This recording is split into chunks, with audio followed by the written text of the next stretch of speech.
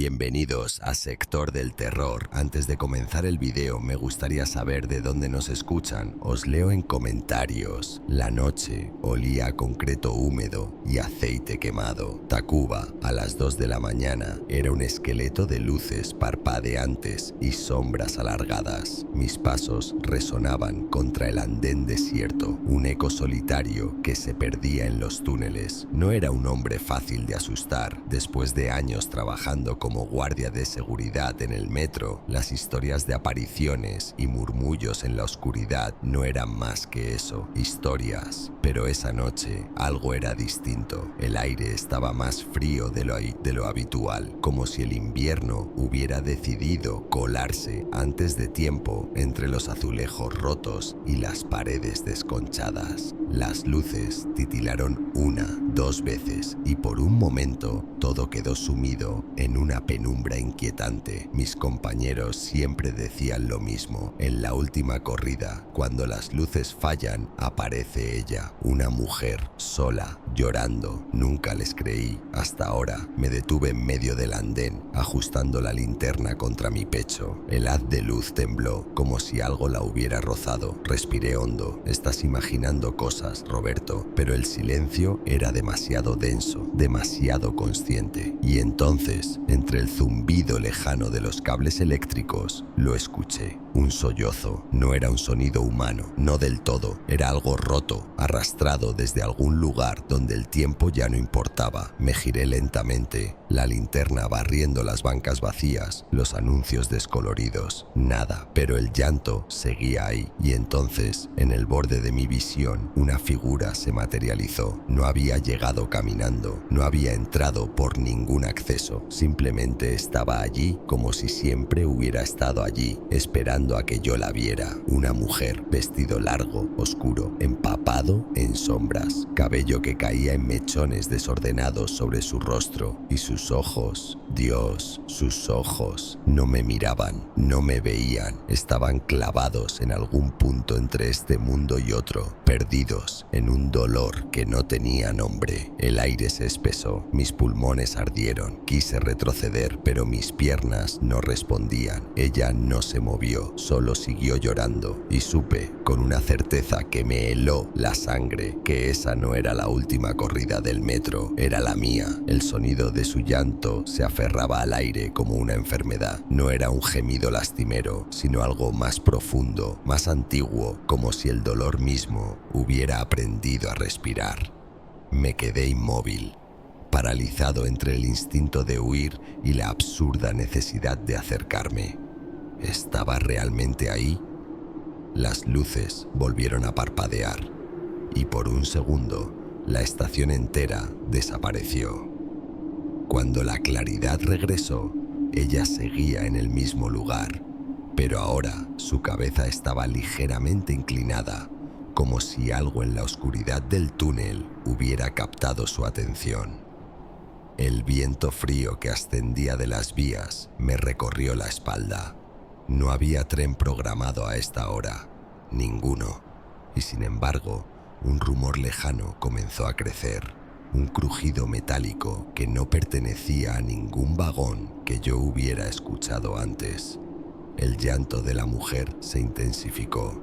Mis manos sudaban alrededor de la linterna. El haz de luz tembló de nuevo y esta vez juré que algo la había empujado. Un escalofrío me recorrió cuando me di cuenta. Su boca no se movía. El sonido no salía de ella. Salía de todas partes, de las paredes, del suelo, de dentro de mí. Di un paso atrás y el eco de mi zapato contra el andén sonó como un disparo en el silencio. La mujer giró la cabeza lentamente, demasiado lentamente, y por primera vez me miró. Sus ojos no tenían vida, no tenían pupilas, solo un negro brillante, como charcos de aceite bajo la luz moribunda de la estación. Y entonces, sin previo aviso, su cuerpo se sacudió con un espasmo violento, como si algo invisible la hubiera golpeado. Un segundo después, se arrojó a las vías. No gritó, no hubo un solo ruido, solo el impacto seco de su cuerpo contra los rieles, seguido de un silencio aún más denso. Corrí hacia el borde, el corazón golpeándome las costillas, esperando ver, no sabía qué, sangre, un cuerpo destrozado, algo, pero las vías estaban vacías.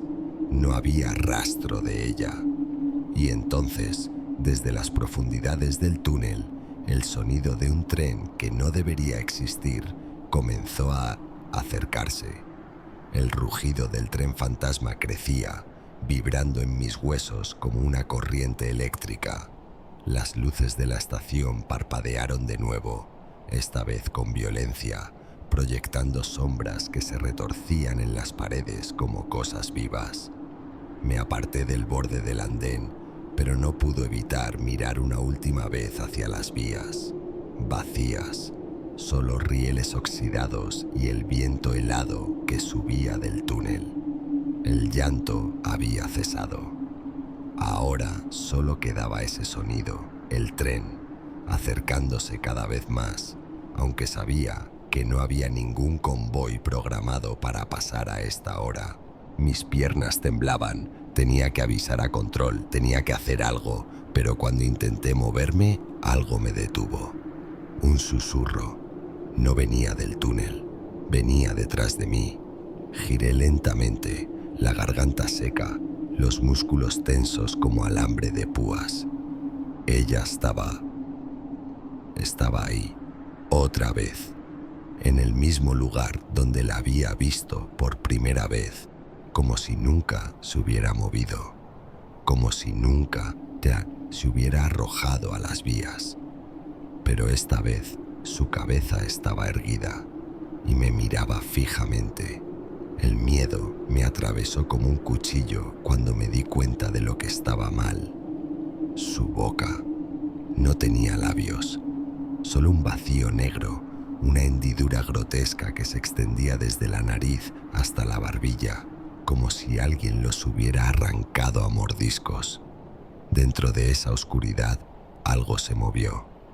No eran dientes, no eran palabras, era otra cosa. Quise gritar, pero el sonido murió en mi garganta. Mis pies retrocedieron instintivamente, alejándome de ella, pero entonces el tren llegó. Un estruendo ensordecedor llenó la estación cuando apareció de la nada, sus faros cegadores iluminando el andén con una luz enfermiza. No hubo frenado, no hubo pitido de advertencia, solo velocidad, muerte. La mujer no se apartó, ni siquiera parpadeó, y en el instante antes de que el tren la alcanzara, sus ojos se clavaron en los míos, como si me reconociera. El impacto fue seco, brutal, pero no hubo grito, no hubo sangre, solo silencio. Y cuando el tren pasó, arrastrando su rugido hacia el siguiente túnel, el andén quedó vacío otra vez. Ella no estaba, no en las vías, no en el andén. Pero entonces, un sonido suave, cerca, detrás de mí. El llanto había regresado, y esta vez venía del interior de la cabina de control. El llanto resonaba ahora desde la cabina de operaciones, un gemido que se filtraba bajo la puerta cerrada. Mis manos temblaban al acercarme, la linterna dibujando círculos nerviosos en el suelo. Nadie debería estar ahí. El último operador había salido horas atrás, y las llaves las llevaba yo. El pomo estaba helado al tacto. Respiré hondo y empujé la puerta. El interior estaba oscuro, la pantalla de monitoreo brillando con un resplandor fantasmal. Las cámaras de seguridad mostraban la estación vacía, cada ángulo perfectamente normal, hasta que mi mirada cayó en el fit del andén. Allí estaba ella, de pie en el mismo lugar, inmóvil, el vestido oscuro ondeando como si un viento invisible la rodeara. Pero esta vez, la cámara captaba algo que mis ojos no habían visto antes. Su rostro estaba vuelto hacia la lente, como si me estuviera viendo a través de la pantalla. Un golpe seco en el cristal me hizo retroceder. En el reflejo del monitor, por un segundo, alguien estaba detrás de mí. Me giré de un salto, la linterna iluminando un rincón vacío, pero el aire olía a tierra mojada, a podrido. No estaba sola. Corrí hacia el teléfono de emergencia, los dedos resbalando sobre los números al marcar a control central. «Hay alguien en las vías», mentí, porque ¿cómo explicar la verdad? «¡Paren los trenes!». La voz al otro lado fue calmada, demasiado calmada. «No hay trenes en circulación, guardia». El pitido de un convoy sonó a lo lejos. En la pantalla, la mujer se inclinó hacia adelante, como si fuera a caer, y entonces desapareció. No hubo destello, no hubo distorsión, simplemente ya no estaba, pero en las vías, el sonido de pasos arrastrándose sobre los rieles resonó en la noche. Algo se estaba acercando, y esta vez venía desde ambos túneles. El supervisor llegó al amanecer, con el ceño fruncido y el aliento cargado de café barato. Las luces de la estación ya estaban estables, pero la oscuridad parecía haberse quedado pegada a las paredes, como una mancha que no podía limpiarse. «¿Otra vez lo mismo, Roberto?», preguntó, pasando el dedo sobre el polvo en los monitores. No respondí. Mis ojos estaban clavados en la pantalla de reproducción, donde la figura de la mujer permanecía inmóvil, aún allí, incluso cuando el supervisor rebobinaba la cinta una y otra vez. «Mira», dije, señalando el timestamp, «aquí, justo después de que el tren fantasma pasa». Las imágenes en blanco y negro mostraban el andén desierto, hasta que, de pronto, ella reaparecía, siempre en el mismo lugar. Siempre con ese vestido oscuro pegado a un cuerpo que no se movía al respirar. El supervisor palideció. Esto no estaba en el reporte anterior. Avancé el video unos segundos. «Espera». En el borde inferior de la pantalla, algo se movía. Algo que no era humano. Una sombra larga y retorcida, como un brazo demasiado delgado, demasiado articulado, se deslizaba desde el túnel y se enroscaba alrededor del tobillo de la mujer. Ella no reaccionaba. Solo seguía ahí, llorando sin sonido, mientras la cosa la arrastraba lentamente hacia las vías. «¿Qué mierda es eso?», murmuró el supervisor, acercándose tanto a la pantalla que su aliento empañó el cristal. Pero antes de que pudiéramos ver más, la grabación se cortó. «Pupti». La pantalla se llenó de nieve estática, y entonces escuchamos el llanto. No venía de los altavoces del sistema, venía del pasillo. El supervisor se volvió hacia mí, los ojos dilatados. «¿Lo oyes?». Asentí, la garganta demasiado seca para hablar, porque el sonido no era el mismo de antes. Ahora, entre los sollozos, se distinguían palabras. «Ayúdame». Y entonces, todas las pantallas de control se encendieron a la vez, mostrando la misma imagen. La mujer, ahora dentro del vagón de un tren vacío, con las manos aplastadas contra el cristal. Y detrás de ella, algo más grande se movía en la oscuridad. Algo con demasiados dientes. El supervisor huyó antes del anochecer.